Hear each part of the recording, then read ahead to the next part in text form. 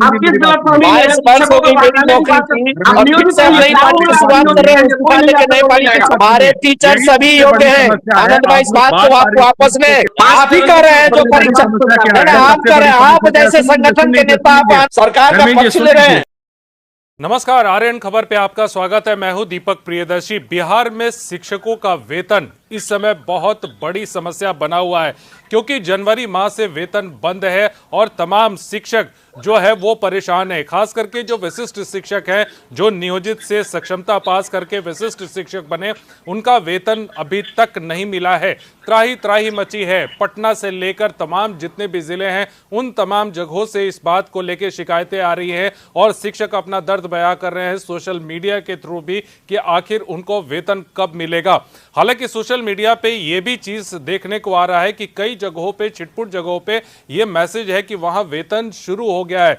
तो ये एक बड़ी विकट समस्या है कि कुछ जगहों पे वेतन शुरू हुआ और कुछ जगहों, मैक्सिमम जगहों पे नहीं हुआ। तो ऐसे में शिक्षकों में असंतोष फैल रहा है। सोशल मीडिया पे, ट्विटर पे एक मैसेज फ्लोट हो रहा है जो मैं अभी यहां पे मैसेज बताना चाहूंगा कि विशिष्ट शिक्षकों और विद्यालय अध्यापकों को मार्च महीने के वेतन से इंक्रीमेंट के साथ भुगतान किया जा सकेगा। सीडीयू एसजीवीटी वेतनमान को अपडेट कर दिया जाएगा, साथ ही बकाया राशि का भी भुगतान कर दिया जाएगा।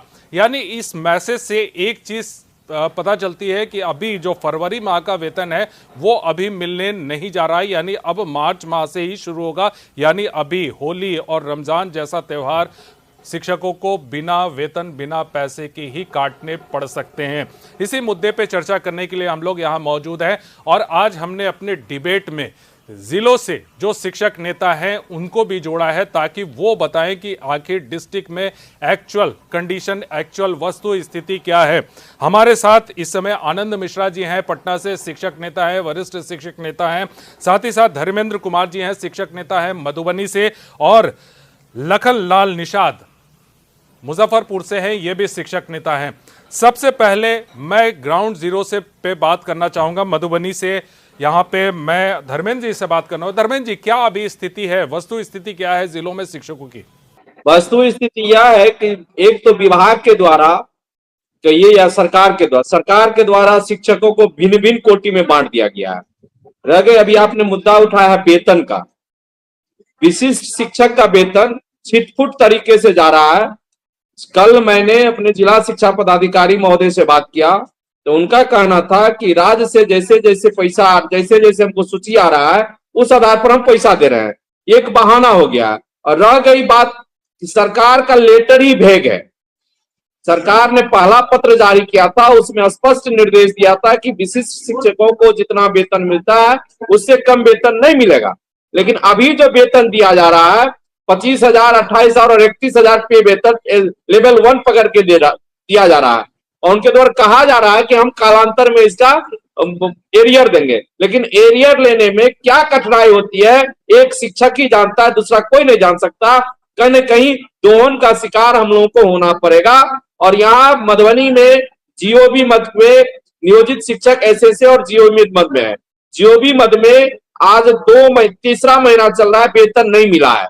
लोग भुखमरी के कगार पर हैं। अभी उनको होली जैसा पर्व है उसमें भी वेतन नहीं मिलने की संभावना है। अभी विशिष्ट शिक्षकों में कल तक का मैं अपडेट दे दूं 159 शिक्षकों का वेतन बना के ट्रेजरी भेजा गया है। उसका 159 शिक्षकों का वेतन मात्र आया है विशिष्ट शिक्षकों का। जीओबी शिक्षक का वेतन नहीं आया है। विद्यालय अध्यापक शिक्षकों का फरवरी का माह का वेतन नहीं आया है अभी तक। यही स्थिति है जिला जी। लखन लाल जी, वहां पे मुजफ्फरपुर में वहां पे शिक्षकों की क्या स्थिति है? तो मुजफ्फरपुर अंतर्गत जो स्थिति है उसमें सरकार के द्वारा एक पासवर्ड दिया गया, फिर जिला कार्यक्रम पदाधिकारी स्थापना ने फिर दूसरा पासवर्ड मंगाया जिसके तहत जो है कि प्राण जनरेट का कार्रवाई शुरू हुआ। फिर जो ट्रेजरी में है, ट्रेजरी में चूंकि एक ही लिपिक लगा हुआ है जिसकी वजह से अभी भी बहुत सारे लोग का प्राण जनरेशन का काम नहीं हुआ है। कल हमने जब शिक्षा विभाग गया और कहा कि भाई मामला सदन में भी उठा है और आप होली से पूर्व जो है कि इनका वेतन भुगतान कीजिए, तो वो बोले कि इसके लिए कार्रवाई, फिर एक टीम तैयार करके कार्रवाई की जा रही है।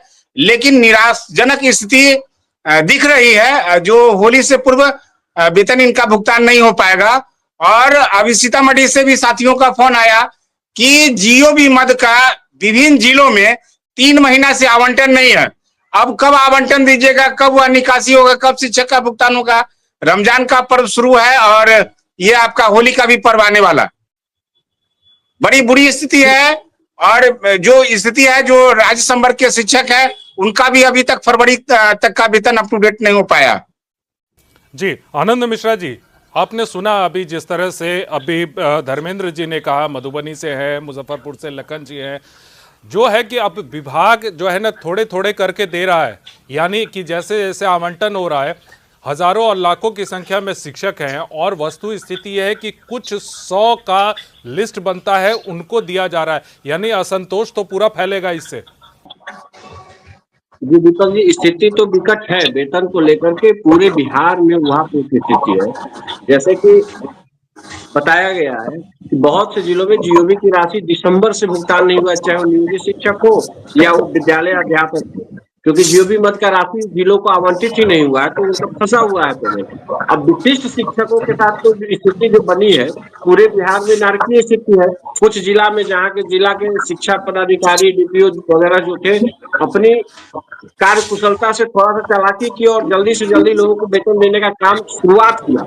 ये हम लोगों का दबाव था कि सरकार के ऊपर कि होली से पहले, रमजान से पहले आप सभी शिक्षकों को वेतन भुगतान कर दीजिए। कम से कम विशेष शिक्षकों का वेतन भुगतान तो आपको करना चाहिए, क्योंकि उनका जनवरी में योगदान हो चुका है, फरवरी महीना बीत चुका है। तो सरकार ने उनको 25,000 मिनिमम पे ले आए। 25,000, 28,000, 31,000 पे लागत से फिक्सेशन करने की बात कही है विभाग के द्वारा, लेकिन उसमें भी विलंब हो रहा है। वो तो विदाउट फिक्सेशन भी दिया जा सकता था, सरकार अगर चाहती तो दे सकता था, क्योंकि पहला महीना में एनपीएस की राशि काटने की आवश्यकता नहीं थी। तो सरकार मापदंड के आधार पर अगर चाहती तो राशि भुगतान कर सकती थी विभाग के द्वारा या जिला के द्वारा प्रेशराइज करके किया जा सकता है। अभी भी हम आशा करते हैं कि सोमवार तक उम्मीदतः विशेष शिक्षकों का भुगतान बड़े पैमाने पे अन्य जिला में भी शुरू हो जाएगा, ऐसा हमें आशा है। क्योंकि एनपीएस नहीं, प्राण कार्ड के निर्माण का गति बहुत तेजी से बढ़ा है। जिला में प्राण कार्ड जनरेट बहुत तेजी से हो रहा है। बाकी का जो भी प्रोसेस है बोर्डिंग अनबोर्डिंग करने का, वो काम भी तेजी से जिला स्तर से और राज्य स्तर पर भी किया जा रहा है। तो कहीं से भी फंसने की बात नहीं है। लेकिन शिक्षक इस दौर में, रमजान के मुबारक महीने में और आने वाले होली जैसे महान पर्व पे भी वेतन की दिक्कतें तो आ रही है। ये सबको ही जानता है कि जब नया सिस्टम आता है सीपीएमएस 2 के चलते ये परेशानियां आई हैं। लेकिन शिक्षकों को वेतन के अभाव में ये त्योहार का मौसम फीका न पड़े, इसके लिए सरकार को युद्ध स्तर पे प्रयास करने की आवश्यकता है। जिस तरीके से सरकार टीआरई 3 के गांधी मैदान में ताली बजवाने के लिए फिर से नियुक्ति पत्र बांटने जा रही है, तो वेतन देने के लिए भी सरकार करती तो और जोरदार ताली बजने की स्थिति होती। लेकिन सरकार इस स्तर पे थोड़ी सी शिथिलता बरत रही, जिसका परिणाम है कि शिक्षकों का होली बिना बेरंग होने वाला है और रमजान का जो मुबारक महीना है वो भी फीका नजदीक आ रहा है। धर्मेंद्र जी, जिलों से अक्सर ये शिकायत सोशल मीडिया पे मिल रही है। धर्मेंद्र जी, जिलों से अक्सर, धर्मेंद्र जी मैं आपसे सवाल पूछ रहा हूं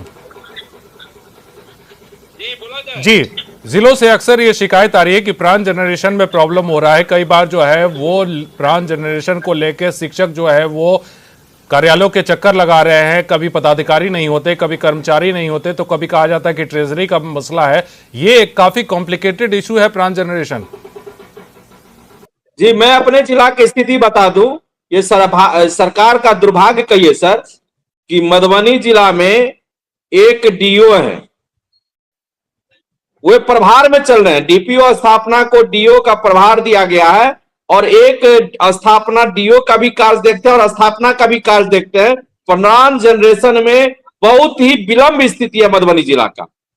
दूसरे जिला का नहीं कह सकता हूं, लेकिन मधुबनी जिला में पदाधिकारियों की कमी के कारण सरकार क्यों सोई हुई है।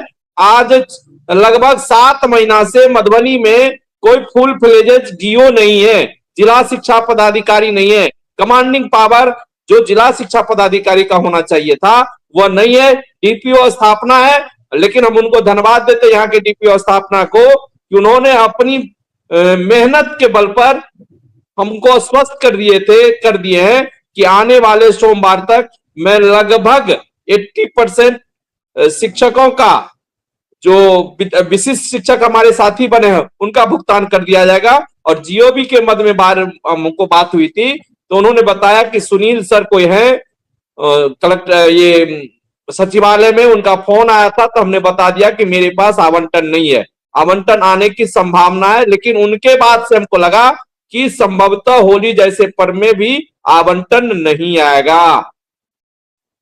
देखिए, होली जैसे पर्व में जो अभी मैसेज फ्लोट हो रहा है उसमें साफ तौर से है कि मार्च का वेतन जब मिलेगा तो इंक्रीमेंट मिलेगा, बकाया होगा, यानी फरवरी का वेतन अभी मार्च में मिलने की उम्मीद ऐसी बहुत कम नजर आ रही है। लखन जी, कई बार ये जब से ये वेतन का मसला आया है और तमाम सुविधाओं का और वेतन जो है निर्धारण का इशू आया है, कई शिक्षक और खास करके अभी सक्षमता 3.0 यानी तीसरी परीक्षा घोषित हुई है, वो कब होगी उसका डेट अनाउंस होगा, लेकिन शिक्षकों में एक संशय है जिनको परीक्षा देनी है कि वो फिर नियोजित से वो विशिष्ट बने या नहीं बने, क्योंकि जितनी फजियत अभी झेलनी पड़ी है विशिष्ट शिक्षकों को, उसको देखते हुए उनके मन में शंका आ रही है। सर, आपको बता दें कि पूरे बिहार के जो शिक्षक थे वो नहीं चाह रहे थे कि हम सक्षमता का परीक्षा दें, लेकिन इससे पूर्व के जो एसीएस साहब थे उनके दबाव के कारण या विभिन्न तरह के जो हथकंडा अपना रहे थे, जिसके वजह से शिक्षक भयभीत हो गए और फिर लोगों ने कोर्ट में भी गया और कोर्ट ने कहा कि ऐसा नहीं है, जो शिक्षक चाहते हैं कि नियोजित बने रहना चाहते हैं, बने रहेंगे। इसमें सर स्थिति ये बनी कि सरकार के जो अभी विशिष्ट शिक्षक बने हैं उसमें सरकार का जितना लार्ज स्केल पर शिक्षकों ने विशिष्ट शिक्षक बना, उसके लिए लार्ज स्केल पर सरकार और विभाग ने व्यवस्था नहीं किया, जिसकी वजह से आज देरी हो रही है। और अभी 3 का जो फॉर्म आया है, बहुत सारे शिक्षक साथी फॉर्म नहीं भर रहे हैं और 2 वाले भी ज्वाइनिंग की स्थिति में नहीं जा रहे हैं। बहुत सारे जगह से सूचना आ रही है कि हम ज्वाइनिंग नहीं करेंगे, हमको प्रमोशन का लाभ लेना है। मतलब जो शिक्षक संगठन का जो डिमांड था उसको कल बात हो रही थी लखन जी शिक्षक संगठन से और शिक्षक नेताओं से। वो कुछ शिक्षक नेता ये मान के खुश हो रहे हैं कि हमने मांग किया था कि हमें राज्यकर्मी का दर्जा दीजिए और सरकार झुकी, लेकिन इसका विरोध भी हुआ, वहीं पे डिबेट में ही विरोध हुआ कि आखिर ऐसी स्थिति क्यों है। आनंद मिश्रा जी, इस पर विरोधाभास है अभी तक राज्यकर्मी बनने या न बनने को लेकर। कुछ शिक्षक नेता या संगठन ये मानते हैं कि राज्यकर्मी बनना हमारी जीत थी और कुछ ये मानते हैं कि ये डिमांड करना और सक्षमता की परीक्षा देना बहुत बड़ी गलती थी, बिना शर्त होना चाहिए था। देखिए, शर्त होना और नहीं होना ये तो सरकार की ऊपर डिपेंड करती है, और हम लोगों ने परीक्षा दिया और परीक्षा के बाद राज्यकर्मी का अपना अधिकार प्राप्त किया। अब ये कठिनाइयां वेतन मिलने में या फिक्सेशन में जो कठिनाइयां हैं, क्या जब हम नियोजित के रूप में बहाल हुए थे तो हमें 8 महीना बाद वेतन मिला था, तो ये स्वाभाविक प्रक्रिया है। CFMS से 2 जब से लागू हुआ है, आपको आनंद मिश्रा जी, आपने राज्यकर्मी का दर्जा परीक्षा दिए पास करके, लेकिन आप एक संगठन के नेता होने के नाते आप कैसे खुश हैं? जब तक सेवा निरंतरता का लाभ नहीं मिलता है टीचर को, तब तक इससे हमें कोई फायदा नहीं होने वाला है। पद पे जाने के लिए एक सीढ़ी तो चढ़ना पड़ता है ना, एक सीढ़ी के बाद दूसरा सीढ़ी चढ़ेंगे। आनंद मिश्रा जी, शिक्षक कितने बार परीक्षा देंगे? सरकार ने दिया है, कितने बार परीक्षा देंगे? सेवा निरंतरता, आपने नौकरी किया, आप बुढ़ापा तक नौकरी करेंगे क्या? एक बार नियोजन पत्र लिया, दोबारा लिया, फिर उससे इस्तीफा आपने दे दिया है। आपने इस्तीफा देके नई पारी की शुरुआत की है, इस बात को आप मानते हैं? कैसे नहीं दिया? आपकी नई ज्वाइनिंग है कि नहीं है? आपने विद्यालय में पदस्थापन के समय नई ज्वाइनिंग की है कि नहीं? आपने पदस्थापन, आपने उस पद को गुमराह होने के कारण ये लोगों ने शिक्षक को गुमराह किया है, जिसके बदौलत आज सक्षमता परीक्षा देना पड़ रहा है। आनंद मिश्रा जी ऐसी बयान नहीं दें, आप जैसे लोग शिक्षक को गुमराह करके धकेलने का काम शिक्षकों को बढ़िया वेतन मिलता है, इन लोगों ने गुमराह किया शिक्षक को। आनंद मिश्रा जितने भी टीम है, ऐसे थोड़े काम चलता है। उड़ा करके शिक्षा का नेतागिरी कीजिएगा। एक सेकंड रुकिए, मेरी बात सुनिए। देखिए, अभी जो वस्तु स्थिति बनी, जो आप लोग अपने में चर्चा कर रहे हैं, ये पिछले काफी दिनों से हो रहा है कि किसी भी शिक्षक के इशू पर, आप तमाम संघ संगठन के नेता हैं, आप लोग शिक्षकों को का प्रतिनिधित्व करते हैं, लेकिन एकजुटता नहीं होने का ये सबसे बड़ा कारण है कि आज शिक्षक इतने कैटेगरी में बांटे गए हैं, और इतने कैटेगरी में बंटने के बाद आज शिक्षकों टुकड़े टुकड़े में बटा और सरकार पर आप कोई दबाव नहीं बना पा रहे हैं। आनंद जी, पहले इसका सवाल का जवाब आपसे चाहते हैं, फिर बारी बारी से सबसे लेंगे। बिल्कुल, वो तो उसी दिन हो गया था ना जब 2006 में नियोजित शिक्षकों की बहाली हुई, और नियोजित शिक्षकों के पहले शिक्षा मित्र थे, शिक्षा मित्र से नियोजित शिक्षक हो गए, उसके बाद जो बीएड वाले आए और फिजिकल वाले आए, उनकी श्रेणी सरकार ने बहुत कूटनीति किया है, इससे हम कतई इनकार नहीं कर सकते हैं। लेकिन राज्यकर्मी बनने के लिए जिस तरीके से बीपीएससी की परीक्षा में भी 67,000 नियोजित शिक्षकों ने परीक्षा दिया और 42,000 लोग पास किए बीपीएससी में, तो क्या उनके योग जिस तरीके से नियोजित शिक्षकों के खिलाफ एक हवा बनाई गई थी के पाठक साहब के द्वारा, एक माहौल क्रिएट कर दिया गया था पूरे समाज में, वातावरण में, जिस तरीके से कि नियोजित शिक्षक जो है योग्य नहीं है, दक्ष नहीं है, काम करने में ये लोग समय नहीं देते हैं। बिहार के नियोजित शिक्षकों ने परीक्षा दे करके अपने आप को साबित किया है, सक्षमता परीक्षा दे करके वो कतई पीछे हटने वाले नहीं है, और सेवा निरंतरता उनका अधिकार बनता है। सेवा संरक्षण, वेतन संरक्षण तो सरकार दे ही रही है, सेवा निरंतरता भी सरकार को देने के लिए मजबूर होना पड़ेगा। 1,87,000 सक्षमता 1 और 65,000 सक्षमता 2 परीक्षा बिहार के नियोजित शिक्षकों ने पास किया है, और उनके हक हकूक को सरकार छीन नहीं सकती है। ये डिले हो सकता है, ये लड़ाई हमारी रही है। शुरुआत से आप देख लीजिए, 15,000 से 1,500 से जो शिक्षक बहाल हुए थे, आज 45,000 वेतन प्राप्त कर रहे हैं। तो संघर्ष के बदौलत आज राज्यकर्मी जब नियोजित शिक्षक बन गए हैं सक्षमता परीक्षा दे करके, तो सेवा निरंतरता भी लेंगे, और जो भी उनका अधिकार है एनपीएस में आएंगे। राज्यकर्मी बनने के लिए तरीका तो बदलना ही पड़ेगा ना, लड़ाइयां हम लड़ने के पीछे हटने वाले नहीं हैं। आप कैसे अपने आप को राजकर्मी से खुश हो गए आनंद भाई?